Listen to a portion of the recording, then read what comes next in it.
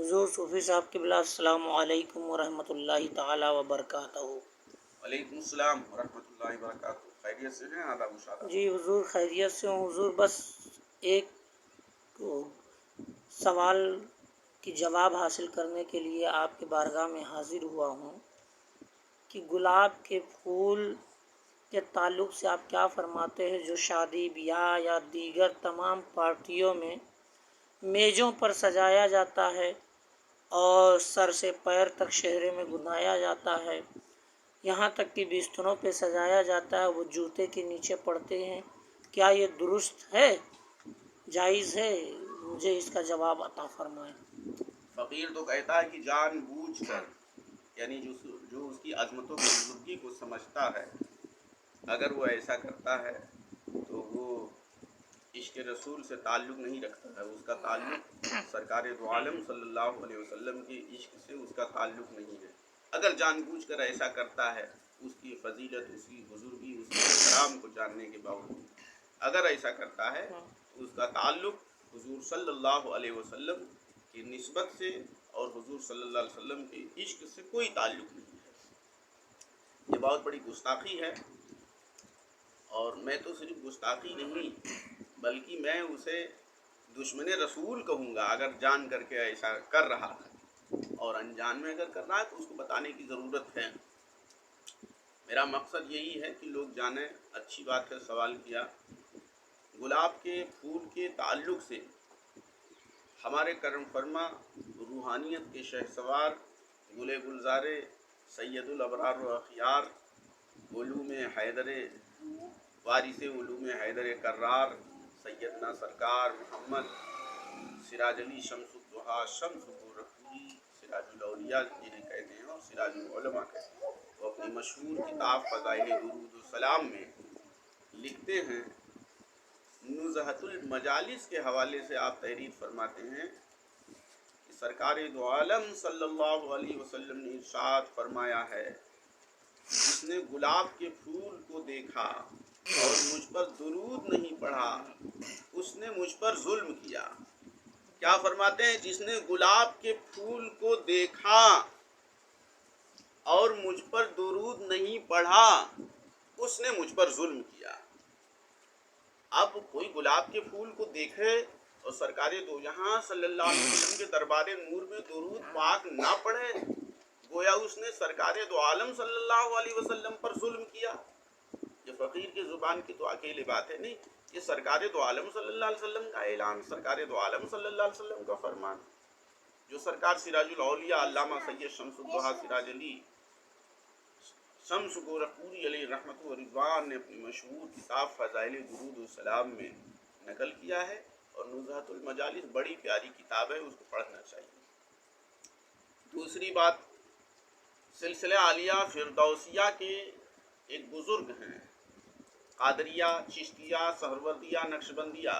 یہ صوفیاء کرام کے مشاہیر سلاسل ہیں، اور سلسلے سہروردیہ کی شاخ اور قادریہ کے فیض و برکات کے تمام انعامات کے امین حضرت شیخ شرف الدین احمد یحییٰ منیری رحمۃ اللہ تعالیٰ علیہ کی تقریر میں یہ بات ان کے خلفاء نے، ان کے معتمدین نے قلم بند کیا ہے، اور اس کو سلسلہ بسلسلہ ہوتے ہوئے تجلیات شرف میں بھی پڑھا جا سکتا ہے۔ ایک کتاب ہے، اس میں بھی لکھا ہے، سرکار اقدس صلی اللہ تعالی علیہ وسلم جب اپنے رب سے ملاقات کرنے کے لیے اپنے رب کے پاس گئے، جب سرکار اقدس صلی اللہ علیہ وسلم کو اللہ تبارک و تعالیٰ نے اپنے پاس بلایا، تو جب آپ تشریف لے گئے تو آپ کے بدن سے جو پسینہ ٹپکا تھا، اس پسینے سے گلاب کا پھول بن گیا تھا۔ اللہ تبارک تعالیٰ نے گلاب کا پھول اس سے بنا دیا۔ اب سرکار دو عالم صلی اللہ علیہ وسلم کے بدن کا پسینہ، سبحان اللہ، کسی خوش نصیب کو مل جائے تو وہ کیا کرے گا؟ تو اب پسینہ ہے اگر گلاب کا پھول، اور حضرت بابا فرید الدین گنج شکر رحمۃ اللہ علیہ فرماتے ہیں کہ سرکار نے فرمایا گلاب میرے جزو و بدن کا ایک حصہ ہے۔ کتنی بڑی بات ہو گئی۔ اب آئیے، جسے سب مانتے ہیں، جسے لوگ سرکار اعلیٰ حضرت عظیم البرکت فاضل بریلوی رضی اللہ تعالیٰ عنہ کہا جاتا ہے، جن کا نام عبد المصطفیٰ ہے، جسے خاندان کے لوگ بہت پیار اور محبت سے جانتے تھے اور تمام لوگ انہیں جانتے پہچانتے تھے، تو سرکار سیدنا عبد المصطفیٰ اعلیٰ حضرت امام احمد رضا خان فاضل بریلوی علیہ الرحمت و رضوان اپنے شعر میں کیا فرماتے ہیں؟ انہی کی بو مائے سمن ہے، فرماتے ہیں انہی کی بو مائے سمن ہے، انہی کا جلوہ چمن چمن ہے، اللہ اکبر، انہی کی بو مائے سمن ہے، انہی کا جلوہ چمن چمن ہے، انہی سے گلشن مہک رہے ہیں، انہی کی رنگت گلاب میں ہے۔ اب اعلیٰ حضرت کے ماننے والوں کو یہ چاہیے کہ اعلیٰ حضرت اپنے شعر میں کیا پڑھتے ہیں، تو گلاب کو تو کہتے ہیں کہ حضور صلی اللہ علیہ وسلم کی رنگت ہے۔ اب جب گلاب رنگت مصطفیٰ صلی اللہ علیہ وسلم ہے تو ظاہر سی بات ہے جو بھی سرکار دو عالم صلی اللہ علیہ وسلم کا عاشق ہے وہ گلاب کی توہین نہیں کرے گا، وہ گلاب کو اپنے پیروں سے نہیں روندے گا، وہ گلاب کو سر سے لے کر پاؤں تک اپنے زیب و زینت کے لیے صحرا بنا کے نہیں جائے گا۔ ہمیں یہ چاہیے کہ سرکار اقدس صلی اللہ علیہ وسلم سے صحابہ منور ہوئے، صحابہ سے تابعی، تابعی سے تبع تابعی، مجتہدین، اولیاء کاملین، علماء ربانین تک جو پیاری پیاری باتیں سرکار دو عالم صلی اللہ علیہ وسلم کی پہنچی ہیں اور اولیاء کاملین نے ہم تک پہنچایا ہے، اس کے ساتھ ڈٹ کر کے مضبوطی کے ساتھ زندگی بسر کریں۔ اور یہ صرف نعرہ لگانے لینے سے نہیں ہوگا، غلطیاں کرتے رہو، اعلیٰ حضرت کی تعلیم کے خلاف کرتے رہو، بد مذہبوں سے دور رہنے کے لیے اعلیٰ حضرت کی خاص تعلیم ہے، اس تعلیمات سے دور رہتے رہیں اور کہتے ہیں ہم اعلیٰ حضرت کے عاشق و شیدائی ہیں۔ کتنی بھی بد مذہبیت سے قریب ہوتے چلے جاؤ، بد مذہبوں کے قریب ہوتے چلے جائیں، کہتے ہیں ہم اعلیٰ حضرت کے عاشق ہیں۔ کیا اعلیٰ حضرت نے یہی سکھایا تھا نمازیں ترک کر دو؟ کیا اعلیٰ حضرت کی یہی تعلیم ہے کہ بد مذہبوں سے گھال میل کرتے رہو؟ بہت پہلے فرما دیا تھا اعلیٰ حضرت نے، سونا جنگل رات اندھیری، چھائی بتی کالی ہے، سونے والوں جاگتے رہیو، چوروں کی رکھوالی ہے۔ حضرات گرامی، جب آدمی بیج کو زمین میں ڈالتا ہے، جب آدمی زمین میں ڈالتا ہے اس امید پر ڈالتا ہے کہ بارش کا نزول ہوگا، یہی بیج پتے پھول پھل کے بعد میں ہم کو فائدہ پہنچائے گا۔ ایسے ہی سب سے پہلے قلب کو سیاہی سے بچاؤ، حرام خوری سے بچاؤ۔ ہر وہ کام حرام خوری کی طرف لے جائے گا جو کام رسول اللہ نے اجازت نہیں دیا ہے۔ سرکار دو عالم صلی اللہ علیہ وسلم، آپ ولیمہ لے لیجئے،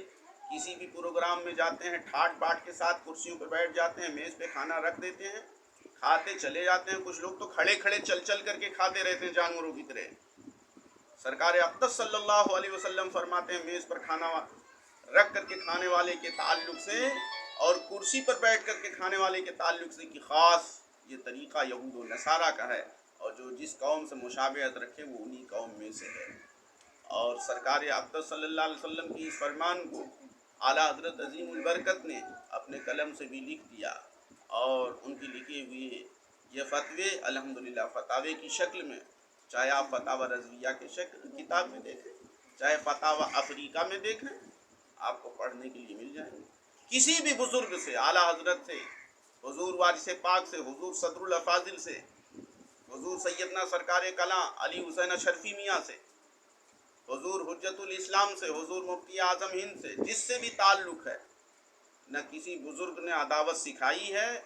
نہ وہ کام بتایا ہے کہ جو کام کرنے سے عداوت کی طرف لے جائے اور گستاخ بتائے، نہیں، گستاخ ہو ہی نہیں سکتا کسی بھی اسلامی صوفی سے جس کا تعلق ہے۔ ویسے تو صوفی اپنے آپ کو غیر لوگ بھی کہا کرتے ہیں اور کہلواتے رہتے ہیں، لیکن تصوف بانی اسلام رحمت للعالمین صلی اللہ علیہ وسلم اور ان کے گھر سے جاری ہوا ہے، اسی کو سلام ہے، اور فقہ انہی کے گھر سے ہے، انہی کے صحابہ سے ہے، ان سے تربیت یافتہ صحابہ اور صحابہ میں ابقری شخصیت کے مالک جن کی فقاہت بہت زیادہ مشہور ہے، جنہیں حضرت عبداللہ ابن مسعود کہا جاتا ہے، وہ جب مسئلہ بیان کرتے تھے تو صحابہ غور سے سنا کرتے تھے. آپ ان دونوں اور تصوف بھی صحابہ ہی سے رائج ہے. تصوف اور فقہ کی کرنے یہ صحابہ کے گھر سے پیارے آقا صلی اللہ علیہ وسلم سے جو کچھ ان لوگوں نے لیا انہی کے گھر سے جاری ساری ہوا. نبی کی تعلیم اور صحابی نبی کی تعلیم سے اللہ تعالی ہم سب کو جوڑے رکھے. آمین بجائے سید المرسلین صلی اللہ علیہ وسلم. السلام علیکم. وعلیکم السلام ورحمۃ اللہ تعالیٰ وبرکاتہ. حضرت یہ تھے صوفی غلام واری صاحب قبلہ، جنہوں نے گلاب کے تعلق سے بہت اچھی باتیں بتائی، جو کہ شریعت مصطفیٰ کی روشنی میں حدیث کی دلائل میں بیان کیا. میری دعا ہے اللہ رب العزت سے کہ ہم امت محمدی کو اس بات پر عمل کرنے کی توفیق عطا فرمائے. السلام علیکم ورحمۃ اللہ تعالی وبرکاتہ. اب آپ اس کو